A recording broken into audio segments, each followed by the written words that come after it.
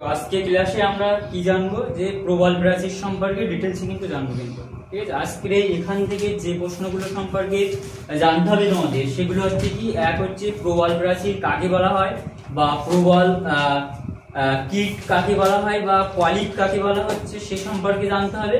আর কি প্রবাল প্রাচীর যে গড়ে ওঠার অনুকূল যে পরিবেশ, মানে কি ধরনের পরিবেশে এই প্রবাল প্রাচীরগুলো গড়ে ওঠে সেই পরিবেশ সম্পর্কে কিন্তু জানতে হবে। এবার এখান থেকে উচ্চ মাধ্যমিক লেভেলের যে প্রশ্নটা হয় বিশেষ করে সেটা হচ্ছে কি, প্রবাল প্রাচীর গড়ে ওঠার অনুকূল যে শর্ত ওইটা কিন্তু 3 মার্কে কিন্তু প্রশ্ন হয়। এই প্রশ্নটা কিন্তু 3 মার্কে কিন্তু হয়ে থাকে। তবে কি প্রশ্ন হয়ে থাকে উচ্চ মাধ্যমিক লেভেলের এখান থেকে বিশেষ করে যে প্রবাল প্রাচীর গড়ে ওঠার যে অনুকূল শর্ত বা গড়ে ওঠার যে অনুকূল পরিবেশ সেই পরিবেশ সম্পর্কে কিন্তু লিখতে পারে। আর প্রশ্নের মান থাকে 3 কিন্তু। আর এবার যারা 2025 সালে যারা পরীক্ষা দেবে তোমরা তাদের জন্য কিন্তু এখান থেকে এই প্রশ্নটা কিন্তু সাজেশনে কিন্তু এবার থাকবে কিন্তু, যে প্রবাল প্রাচীর গড়ে ওঠার কি কি অনুকূল পরিবেশ দরকার হয় বা প্রবাল প্রাচীর গড়ে ওঠার কি শর্ত লাগে সেই শর্ত সম্পর্কে কিন্তু ডিটেলসে জানতে হবে। তাহলে আজকে আমাদের ক্লাস তবে শুরু করা যাক যে প্রবাল প্রাচীর বা আগে আমাদের এখান থেকে যেটা জানতে হবে সেটা হচ্ছে প্রবাল কীট বা প্রবাল আমরা কাকে বলবো। দেখবে যে বিশেষ করে দেখবে তোমার হচ্ছে সিলেটরা গোষ্ঠীভুক্ত দেখবে গমনে অক্ষম সমুদ্রে অতি ক্ষুদ্র প্রাণীগুলোকে বলা হয় প্রবাল বা পলিপ বলা হচ্ছে। তবে পলিপ বা প্রবাল কীট আমরা কাকে বলবো, সমুদ্রে দেখবে বিশেষ করে গভীর সমুদ্রে বা অগভীর সমুদ্রে কি যে সিলেন্টরা গোষ্ঠীভুক্ত বিশেষ করে গমনে অক্ষম মানে কি এক জায়গা থেকে আরেক জায়গায় কিন্তু যেতে পারে না কিন্তু, সেই জন্য বলা হচ্ছে গমনে অক্ষম। ওই ধরনের সামুদ্রিক কীট বা প্রাণীটাকে কি বলা হচ্ছে, প্রবাল বলা হচ্ছে। ঠিক আছে, এবার তোমাকে এখান থেকে জানতে হবে এই প্রবাল যখন সমুদ্রে বসবাস করে এরা কিন্তু একা কিন্তু বসবাস করে না, কিন্তু একটা দলবদ্ধভাবে কিন্তু এই প্রবালগুলো কিন্তু সমুদ্রে কিন্তু বসবাস করে কিন্তু। তার মানে প্রবালগুলো কি একা একা কখনোই বসবাস করে না, সমুদ্রে কি এরা দলবদ্ধভাবে বসবাস করে এবং কি কলোনি কিন্তু একটা গড়ে তোলে কিন্তু।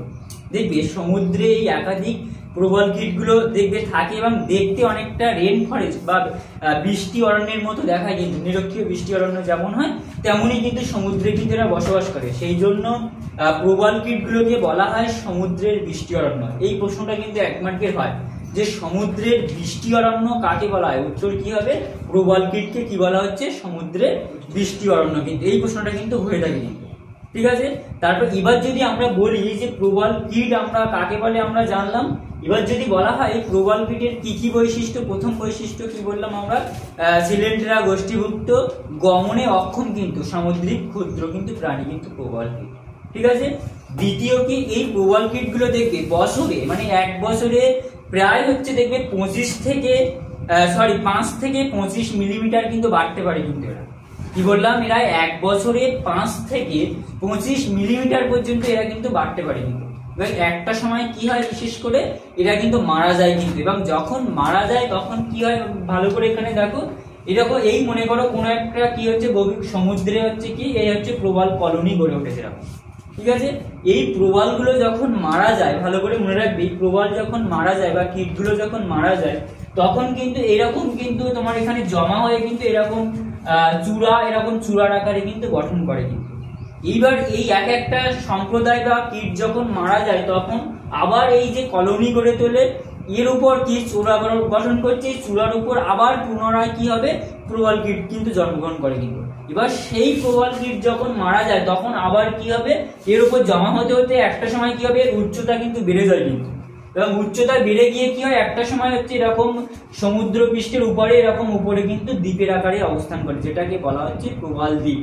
যেমন আমাদের ভারতবর্ষের লাক্ষাদ্বীপ মনে রাখবে কিন্তু প্রবাল দ্বীপের কিন্তু উদাহরণ কিন্তু। তার মানে কি, প্রবাল দ্বীপ কিভাবে সৃষ্টি হয়, যে যখন সমুদ্রের তলদেশে প্রবাল কীট তোমার হচ্ছে জমা হয়ে যখন কলোনি গঠন করে বিশেষ করে, সেগুলো যখন মারা যায় তখন কি হয় আস্তে আস্তে জমা হয়ে কিন্তু সেটা কিন্তু দ্বীপের আকারে কিন্তু অবস্থান করে। একটা সময় কি জমা হতে হতে কি হবে, সমুদ্র জলপৃষ্ঠের উপরে অবস্থান করবে, তখনই কিন্তু তোমার হচ্ছে দ্বীপের আকারে কিন্তু অবস্থান করবে। তার মানে প্রবাল কীটগুলো যখন মারা যায় সেগুলোর দেহবাসে সঞ্চিত হয়ে কি সৃষ্টি হচ্ছে, প্রবাল দ্বীপের কিন্তু সৃষ্টি হচ্ছে। উদাহরণ কি বললাম আমি, ভারতের লাক্ষাদ্বীপ হচ্ছে প্রবাল দ্বীপের কিন্তু উদাহরণ কিন্তু, মনে রাখবে কিন্তু।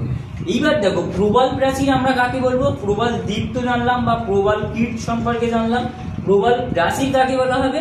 দেখবে সমুদ্রের তলদেশে যখন এই প্রবাল কীটগুলো যখন জমা হয়ে আলের মতো চূড়া গঠন করে তখন সেটাকে বলা হচ্ছে প্রবাল প্রাচীর। তবে প্রবাল প্রাচীর আমরা কাকে বলবো? সমুদ্রের তলদেশে প্রবালগুলো যখন কীটগুলো মারা যায় সেগুলো যখন সঞ্চিত হয় এবং আলের মতো চূড়া গঠন করবে তখন সেটাকে কি বলা হচ্ছে? প্রবাল প্রাচীর বলা হচ্ছে। কিন্তু তার মানে তোমাদের যদি প্রশ্ন দেয় প্রবাল প্রাচীর কাকে বলা হচ্ছে, প্রবাল কীটগুলো যখন মারা যায় তখন সমুদ্রে জমা হয়ে যে আলের মতো চূড়া গঠন করে তাকে কি বলা হচ্ছে? প্রবাল প্রাচীর কিন্তু বলা হচ্ছে। এগুলো কিন্তু মনে রাখবে কিন্তু, ঠিক আছে। এইবার আমরা দেখে নেব এই প্রবাল প্রাচীর কত ডিগ্রি অক্ষাংশের মধ্যে, মানে সমুদ্রে কত ডিগ্রি অক্ষাংশের মধ্যে প্রবাল প্রাচীর গুলোতে বিশেষ করে মনে রাখবে উভয় গোলার্ধে, মানে নিরক্ষরেখার উত্তর গোলার্ধ এবং দক্ষিণ গোলার্ধে উভয় গোলার্ধে 24 ডিগ্রি উত্তর থেকে 24 ডিগ্রি দক্ষিণ বা 25 ডিগ্রি উত্তর থেকে 25 ডিগ্রি দক্ষিণ অক্ষরেখার মধ্যে এই প্রবাল কীটগুলো কিন্তু জমা হয় কিন্তু, ঠিক আছে। তার মানে প্রবাল কীট জমা হয় কত ডিগ্রি অক্ষাংশের মধ্যে? অবশ্যই কি নিরক্ষরেখার উভয় পাশে 25 ডিগ্রি উত্তর অক্ষরেখা থেকে 25 ডিগ্রি দক্ষিণ অক্ষরেখা পর্যন্ত, এর মধ্যে কিন্তু এই প্রবাল কীটগুলো কিন্তু জমা হয় কিন্তু, মনে রাখবে কিন্তু এইগুলো, ঠিক আছে। এইবার দেখো এই যে প্রবাল কীটগুলো বিশেষ করে আমরা যদি মহাসাগর হিসাবে দেখি তাহলে বিশেষ করে প্রশান্ত মহাসাগর রয়েছে, ভারত মহাসাগর রয়েছে, এই যে মহাসাগরগুলো রয়েছে এই মহাসাগরগুলো কিন্তু বিশেষ করে হচ্ছে আটলান্টিক মহাসাগর, এখানে কিন্তু এই মহাসাগরগুলোতে বিশেষ করে কিন্তু সমুদ্রে কিন্তু জমা হয় কিন্তু প্রবাল কীটগুলো যখন মারা যায় তখন কিন্তু ওখানে কিন্তু আর অক্ষাংশগত বিস্তার আমরা কত বললাম? বিশেষ করে যে 25 ডিগ্রি উত্তর অক্ষরেখা থেকে 25 ডিগ্রি দক্ষিণ অক্ষরেখার মধ্যে কিন্তু এই প্রবাল কীটগুলো কিন্তু ওখানে কিন্তু জন্মগ্রহণ করে এবং বেড়ে ওঠে এবং আবার ওখানে কিন্তু মারা যায় কিন্তু, ঠিক আছে।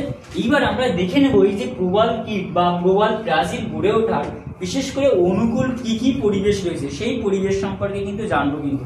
এইখানে দেখবে বিশেষ করে আমি কিন্তু প্রত্যেকটা পয়েন্টগুলো কিন্তু এখানে লিখেছি, তোমরা লক্ষ্য করে দেখো যে প্রবাল প্রাচীর গড়ে ওঠার যে অনুকূল পরিবেশ বা শর্তগুলো প্রয়োজন হয় সেই শর্তগুলো সম্পর্কে কিন্তু আমি এখানে লিখেছি কিন্তু।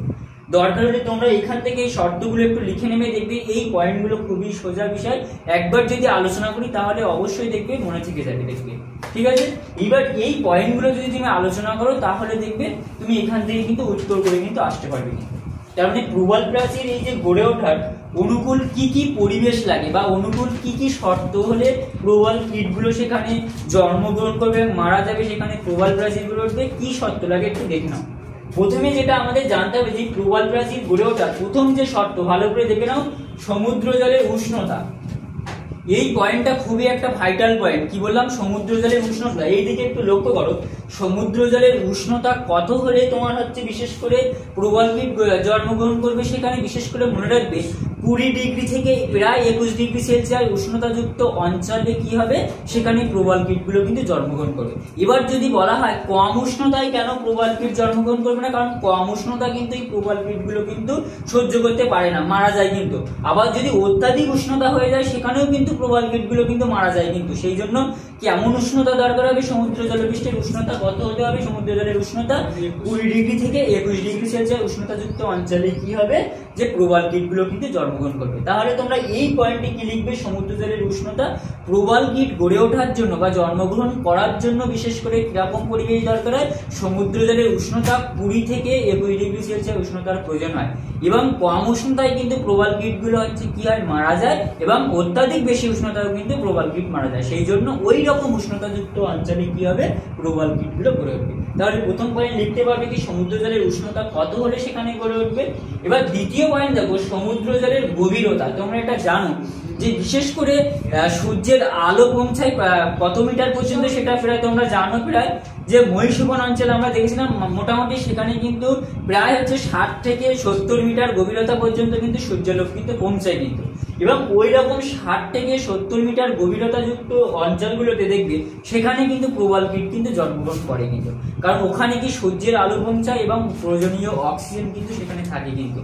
সেই জন্য কি ওখানে কিন্তু প্রবাল কীটগুলো কিন্তু জন্মগ্রহণ করবে। তার মানে সমুদ্র জলের গভীরতা কত হতে হবে? 60 থেকে 70 মিটার গভীরতা যুক্ত অঞ্চলে কি হবে, প্রবাল কীটগুলো জন্মগ্রহণ করবে। কেন করবে বললাম, যে সেখানে কি সূর্যালোক এবং অক্সিজেন কিন্তু পর্যাপ্ত পরিমাণে থাকে, সেই জন্য হচ্ছে কি ওই রকম গভীরতা যুক্ত স্থানে কি হবে, প্রবাল কীটগুলো কিন্তু গড়ে উঠবে কিন্তু বা জন্মগ্রহণ করবে কিন্তু।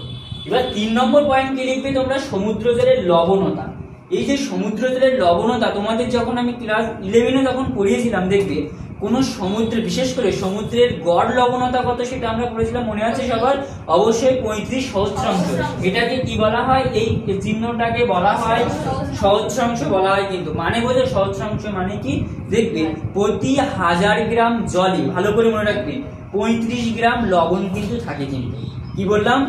প্রতি 1000 গ্রাম সমুদ্র জলে লবণতার পরিমাণ কত, এর মানে 35 গ্রাম লবণ কিন্তু থাকে কিন্তু। তার মানে সহস্রাংশ মানে কি হাজারে কিন্তু এটা করা হয় কিন্তু, মনে রাখবে কিন্তু। ঠিক আছে, এইবার দেখো এই যে সমুদ্র জলের লবণতা কত, এখানে আমরা জানি প্রায় স্বাভাবিক লবণতা কত, 35 সহস্রাংশ। ঠিক আছে, এটা কিন্তু মাথায় রাখবে। এইবার যদি বলা হয় সমুদ্র জলের লবণতা কেমন হলে সেখানে প্রবাল কীটগুলো জন্মগ্রহণ করবে, বিশেষ করে মনে রাখবে 27 থেকে প্রায় 40 বা 45, অনেক বইয়ে দেখবে এরকম পাবে তোমরা, মিনিমাম একটা দিকে 27 থেকে 40 সহস্রাংশ লবণতা যুক্ত অঞ্চলে সেখানে কি হবে, এই প্রবাল কীটগুলো কিন্তু তোমার কিন্তু গড়ে উঠবে।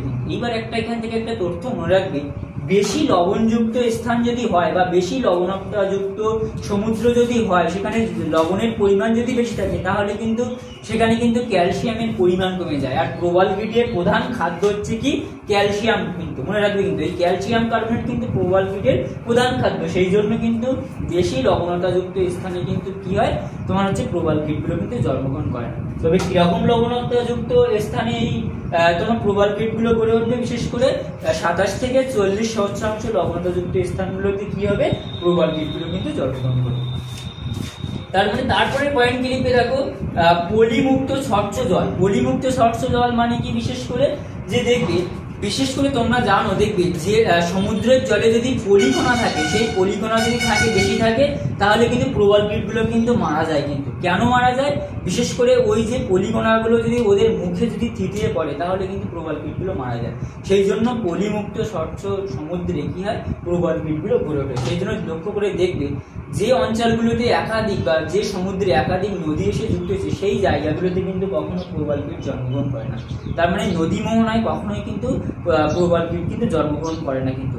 নদী মোহনা থেকে দূরে দেখবে সেখানে কি হয়, তোমার হচ্ছে প্রবাল কীটগুলো জন্মগ্রহণ করে। তোমরা হয়তো লক্ষ্য করে দেখবে আমাদের যে বিশেষ করে ভারতবর্ষে দুই সাইডে, মানে পূর্ব এবং পশ্চিমে, পশ্চিমে কি রয়েছে আরব সাগর এবং পূর্বে রয়েছে বঙ্গোপসাগর। বঙ্গোপসাগরে দেখবে আমাদের ভারতবর্ষের যত বড় বড় নদী রয়েছে, প্রত্যেকটা নদীগুলো কিন্তু বঙ্গোপসাগরে গিয়ে পড়েছে কিন্তু, বেশিরভাগ বড় বড় নদী।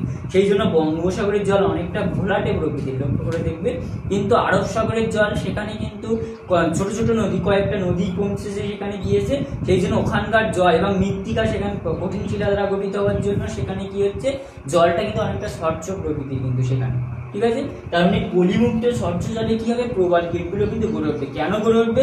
কারণ পলি যদি তাদের মুখে যদি থিতিয়ে পড়ে, তাহলে ওই প্রবাল কীটগুলো কিন্তু মারা যায়। সেই জন্য পলিমুক্ত স্বচ্ছ সমুদ্র জলে কি হবে, এই প্রবাল কীটগুলো কিন্তু গড়ে উঠবে। তারপরে পয়েন্ট কি দেখো, স্বাদু জলের প্রভাব মুক্ততা। স্বাদু জলের প্রভাব মুক্ত মানে কি বলতো, বিশেষ করে যে প্রবাল কীটগুলো বেশি মিষ্টি জলেও কিন্তু আবার বাঁচে না কিন্তু। সেই জন্য মিডিয়াম, মানে এই যে লবণতা যেটা বলছে 27 থেকে প্রায় 40 সহস্রাংশ, ওই রকম অঞ্চলগুলোতে বা সমুদ্র জলে দেখবে এই প্রবাল কীটগুলো কিন্তু জন্মগ্রহণ করে। সেই জন্য নদী মোহনা অঞ্চলগুলোতে কিন্তু প্রবাল কীটগুলো জন্মগ্রহণ করে না কিন্তু। কারণ কি, ওখানে কি নদীর জল মিষ্টি, সেই জল হচ্ছে সমুদ্রে পতিত হয়। সেই জন্য নদী মোহনাযুক্ত অঞ্চলে কিন্তু কি হয়, প্রবাল কীট কিন্তু জন্মগ্রহণ করে না। নদী মোহনা থেকে দূরবর্তী স্থানে সেখানে কি হবে, তোমার হচ্ছে প্রবাল কীটগুলো কিন্তু জন্মগ্রহণ কিন্তু করে কিন্তু। এটা কিন্তু মনে রাখতে কিন্তু। তারপরে সমুদ্র জলের আলোড়ন এবং সমুদ্র স্রোত, তোমরা এগুলো পড়েছো। সমুদ্র জলের আলোড়ন মানে কি, সমুদ্র জল যখন বা ঢেউ, সমুদ্রে যখন ঢেউর সৃষ্টি হয়, তখন প্রবাল ওই যে কলোনিগুলো গড়ে ওঠে, সেই কলোনিগুলো কিন্তু দুলতে থাকে কিন্তু, তখন কিন্তু প্রবাল কীটগুলো কিন্তু ঘুরে ওঠে। তার মানে কি, সমুদ্র জলের আলোড়ন যদি হয়, তাহলে কি প্রবাল কীটের পক্ষে সেটা হচ্ছে সহায়ক কিন্তু, মনে রাখবে। আর সমুদ্র স্রোত কি করে, বিশেষ করে দেখবে সমুদ্র স্রোত কিন্তু প্রবাল কীটগুলো কিন্তু তোমার গড়ে উঠতে কিন্তু সাহায্য করে কিন্তু।